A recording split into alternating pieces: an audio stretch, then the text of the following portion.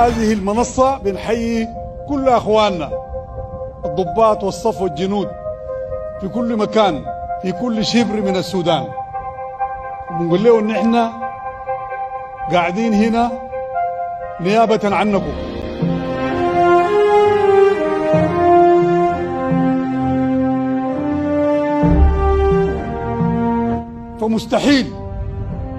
فمستحيل أنه أنا أفرط في هذه العسكرية أو أفرط في هذا الجيش السوداني.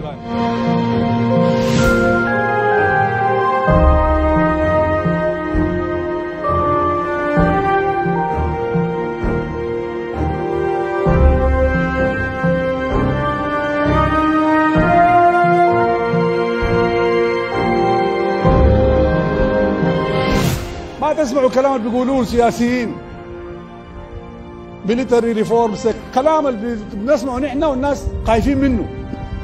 ما في زول بيدخل يده في الجيش ده.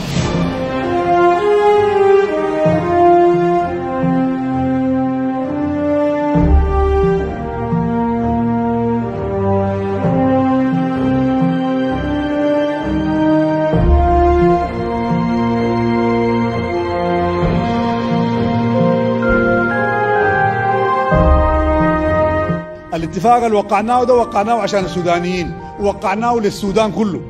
عشان كده بفتكر انه اذا نحن مشينا فيه للامام بنساعد في انه نعيد بلدنا الى مسار الطبيعي. عشان كده حنكون حريصين عليه وحريصين انه نمشي بالطريقه الصحيحه، ما فيه اقصاء لاحد، ما فيه اي راي والله فيه زول درجه اولى وزول درجه ثانيه.